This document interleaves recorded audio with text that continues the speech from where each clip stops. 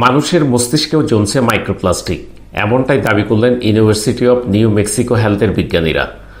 গবেষকরা দাবি করেছেন 2016 সালে মানুষের মস্তিষ্কের পেশি পরীক্ষা করে যে পরিমাণ প্লাস্টিক কণা পাওয়া গিয়েছে 2024 সালে তাই প্রায় 50% বেড়েছে, যা রীতিমতো উদ্বেগের ব্যাপার।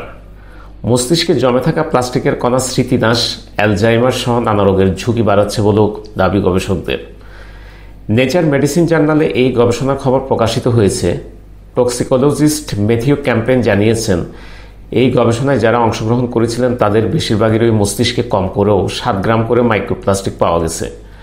তাদের মধ্যে কারো শরীরে পাওয়া গেছে পেট প্লাস্টিক, যা দিয়ে তৈরি হয় পানির বোতল। কারো শরীরে মিলেছে পলিস্টেরাইন, যা থাকে খাবারের কন্টেইনারে।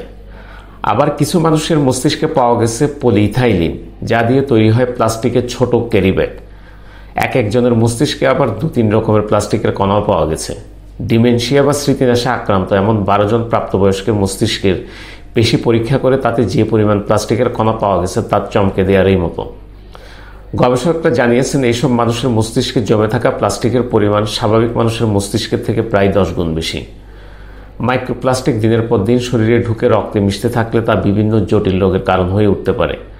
প্লাস্টিক রক্তে মিশলে ইনসুলিনের ক্ষরণে প্রভাব ফেলে, যা পরবর্তী সময়ে ডায়াবেটিসের কারণও হয়ে উঠতে পারে।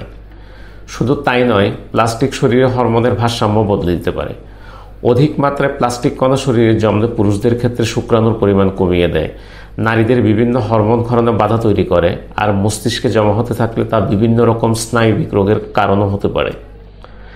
কিভাবে মাইক্রোপ্লাস্টিক মস্তিষ্কে পৌঁছায়? সাধারণত দূষিত খাবার, পানি ও বাতাসের মাধ্যমে মাইক্রোপ্লাস্টিক আমাদের শরীরে প্রবেশ করে। এসব প্রথমে পেটে বা ফুসফুসে যায়, সেখান থেকে রক্তে মিশে শরীরের নানা অঙ্গে পৌঁছায়। এতে আমাদের পেটের ভিতরের উপকারী জীবাণুদের স্বাভাবিক কাজকর্ম ব্যাহত হতে পারে। এই কারণে সৃষ্টি হতে পারে প্রদাহ। পাশাপাশি বাতাস থেকেও শ্বাসের মাধ্যমে শরীরে মাইক্রোপ্লাস্টিক প্রবেশ করতে পারে।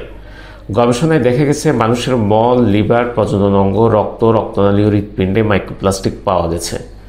শুধু মানুষই নয়, প্রাকৃতিক জলাশয়ের মাছের মস্তিষ্কেও মাইক্রোপ্লাস্টিক পাওয়া গেছে। ইঁদুরের উপর করা গবেষণায় দেখা গেছে, খাবারের সঙ্গে নেওয়া মাইক্রোপ্লাস্টিক পেট থেকে রক্তে মিশে এবং মস্তিষ্কে প্রবেশ করতে পারে। মস্তিষ্কে যাওয়ার সময় অন্যান্য অঙ্গেও জমা হতে পারে। মাইক্রোপ্লাস্টিক থেকে বাঁচার উপায় কি?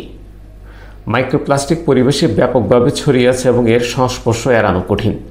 মাইক্রোপ্লাস্টিক কিভাবে আমাদের স্বাস্থ্যকে প্রভাবিত করতে পারে তা আমরা সবেমাত্র বুঝতে শুরু করেছি। যতক্ষণ না আমাদের কাছে আরও বৈজ্ঞানিক প্রমাণ আসছে, ততক্ষণ এ ব্যাপারে নিশ্চিতভাবে কিছুই বলা কঠিন। তবে এতটুকু জোর দিয়ে বলা যায় যে আমরা প্লাস্টিক যত কম ব্যবহার করব, আমাদের স্বাস্থ্য ঝুঁকি তত কমবে। সহজ উপায় হলো একবার ব্যবহারযোগ্য প্লাস্টিকের প্যাকেজে থাকা খাবার, পানীয়, প্লাস্টিকের পাত্রে গরম করা খাবার এড়িয়ে চলা। আমরা আমাদের বাড়ি ও কাপড়ে সিনথেটিক ফাইবারের ব্যবহারও কমাতে পারি। প্লাস্টিকের বোতলের পরিবর্তে আমরা কাচের গ্লাস ব্যবহার করতে পারি। প্রত্যেকে নিজের জায়গা থেকে প্লাস্টিকের ব্যবহার কমানো ভবিষ্যতে হয়তো বড় বিপদ থেকে বাঁচা যাবে।